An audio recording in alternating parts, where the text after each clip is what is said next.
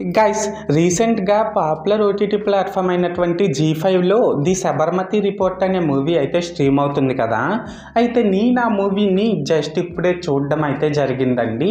So ఈ వీడియోలో మనం ఏంటంటే అసలు ఆ మూవీ ఎలా ఉంది ఏంటి అనేది డిస్కస్ చేద్దాం, ఓకేనా. అయితే ఇక్కడ ఫస్ట్ ఆఫ్ ఆల్ రియల్ ఇన్సిడెంట్స్ని బేస్ చేసుకొని తీసిన ఈ మూవీలో స్టోరీ లైన్ ఏంటంటే గైస్, అయోధ్య నుంచి గుజరాత్కి వస్తున్న సబర్మతి ఎక్స్ప్రెస్ ట్రైన్లో ఒక 3 బోగీల్ని కొంతమంది ఉన్మాదులు కాల్చేస్తారన్నమాట. అయితే ఇక్కడ ఏంటంటే గైస్, ఆ ఉన్మాదులు ఆ 3 బోగీలనే కాల్చడానికి రీజన్ ఏంటి అండ్ అంత దారుణంగా ఎందుకు కాల్చారు ఏంటి అనేది మనమైతే మూవీలో చూడాల్సి ఉంటుంది. సో మొత్తానికి అర్థమైంది కదా స్టోరీ లైన్ ఏంటి అనేది. అయితే ఇప్పుడు ఈ మూవీ ఎలా ఉంది అనే విషయానికి వచ్చినట్లయితే గైస్, మూవీ నాకైతే చాలా బాగా నచ్చేసిందండి.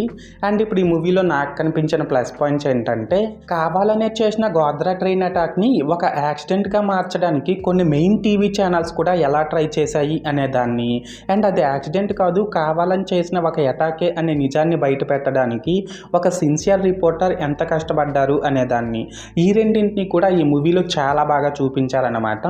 అండ్ ఇక్కడ మెయిన్గా ఏంటంటే గైస్, చాలా వరకు ఇలా రియల్ ఇన్సిడెంట్స్ని బేస్ చేసుకుని తీసిన మూవీస్ అంటే కొద్దిగా స్లోగా అండ్ ఇంట్రెస్టింగ్గా లేకుండా ఉంటాయి కదా.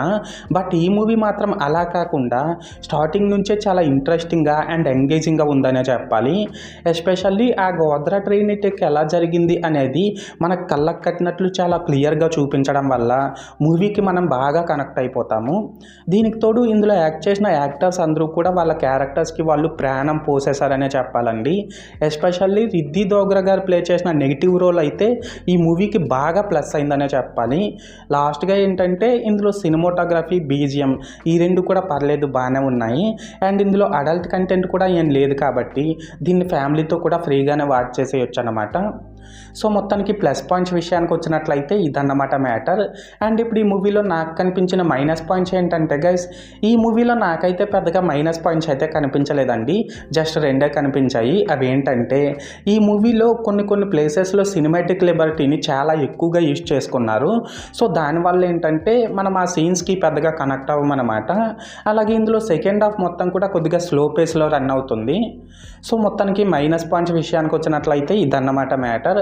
అయితే ఇక్కడ ఓవరాల్గా ఏంటంటే గైస్, ది సబర్మతి రిపోర్ట్ అనే ఈ మూవీ బాగుందా బాగాలేదనేసి అంటే నాకైతే చాలా బాగా నచ్చిందండి. అండ్ ఇక్కడ ఇంకో విషయం ఏంటంటే, కమర్షియల్ ఎలిమెంట్స్ని ఎక్స్పెక్ట్ చేయకుండా ఈ మూవీని చూస్తాం అనుకునే వాళ్ళకైతే ఈ మూవీ బాగా నచ్చేస్తుంది అనమాట. అండ్ నేను ఈ మూవీకి 5కి 3 రేటింగ్ ఇస్తున్నా.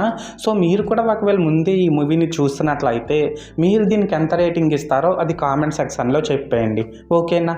This is Lokesh signing out. జై